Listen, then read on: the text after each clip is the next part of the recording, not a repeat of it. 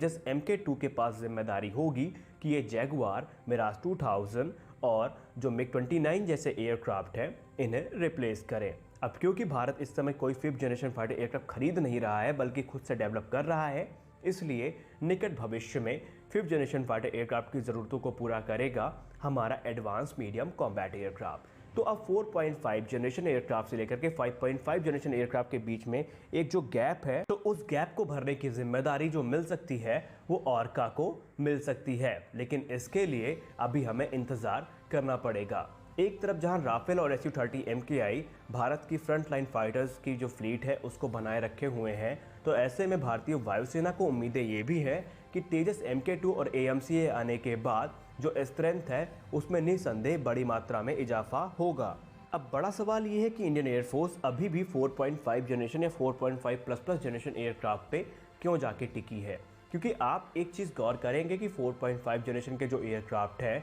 इनमें जो टेक्नोलॉजी है वो काफ़ी उन्नत इस्तेमाल की गई है, जो कि अधिकतर 5th जनरेशन फाइटर एयरक्राफ्ट से ली गई है, जो कि एक परफेक्ट बैलेंस बनाती हैं। इनमें जो सिस्टम है वो काफ़ी आसान और काफ़ी सस्ते होते हैं अगर हम मेंटेनेंस वाइज देखें, और इनको बड़ी मात्रा में प्रोड्यूस भी किया जा सकता है। इनकी इजी मेंटेनेंस और इनकी हाई ऑपरेशनल अवेलेबिलिटी के कारण 4.5 जनरेशन एयरक्राफ्ट आज भी दुनिया के तमाम देशों की पहली पसंद बने हुए हैं। रही बात टेक्नोलॉजी की, तो इनमें बहुत सारी फ्यूचरिस्टिक टेक्नोलॉजी इस्तेमाल की गई है, जैसे नया एसा radar, sensor fusion, combat air teeming system, smart weapon और भी दूसरी चीज़ें जो इन्हें किसी भी मायने में 5th जनरेशन एयरक्राफ्ट से कम नहीं बनाती हैं। यही कारण है कि दुनिया के तमाम देश, जिसमें अमेरिका भी शामिल है, वो एक बार फिर से 4.5++ जनरेशन एयरक्राफ्ट की तरफ लौट रहा है। क्योंकि अभी आपको पता होगा F-35 को लेकर के अमेरिका में जो बवाल मचा था,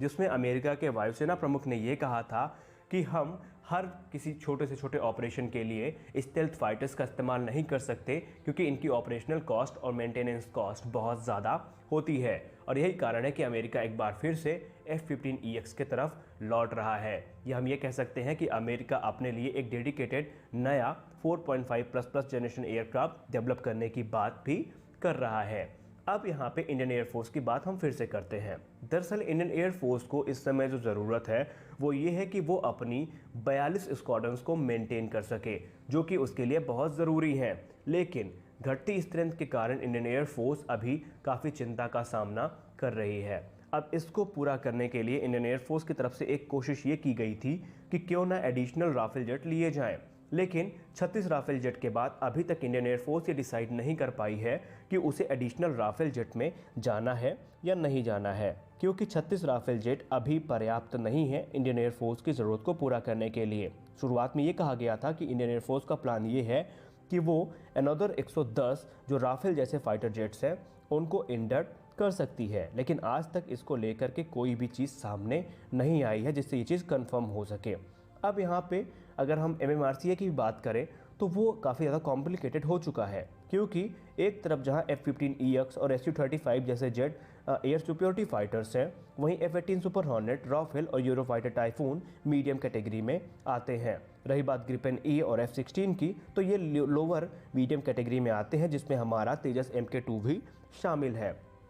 अब इस एक गैप जो यहाँ पे क्रिएट हो रहा है तेजस MK2 और AMCA के बीच में, इसी को फिल करने की बात ऑर्का प्रोग्राम में की गई है। जी हाँ, ऑर्का प्रोग्राम में बेसिकली यही बात कही गई है कि तेजस MK2 और AMCA के बीच में जो एक गैप क्रिएट होगा वो हम ऑर्का के थ्रू फिल कर सकते हैं। क्योंकि अब यहाँ पे ऑर्का के बारे में बात कर ले तो अभी सिर्फ ये कागज़ों में ही सीमित रहा है, और आइए जानते हैं कि क्या वाकई ऑर्का हमें समय से मिल सकता है या नहीं। तो इस चीज़ को समझने के लिए पहले आप ये जानिए कि ऑर्का का डेवलपमेंट होगा TEDBF से, और TEDBF की जो पहली फ़्लाइट है वो 2026 तक आयोजित की जाएगी, यानी कि 2026 तक अब TEDBF खुद अवेलेबल नहीं होगा। लेकिन एक ख़ास बात यह है कि अगर MMRCA 2.0 2023 में भी साइन किया जाता है तो इसके जो एयरक्राफ्ट होंगे वो 2028 तक आना शुरू होंगे, यानी कि हमें 5 सालों का इंतज़ार तकरीबन करना पड़ेगा उनके लिए।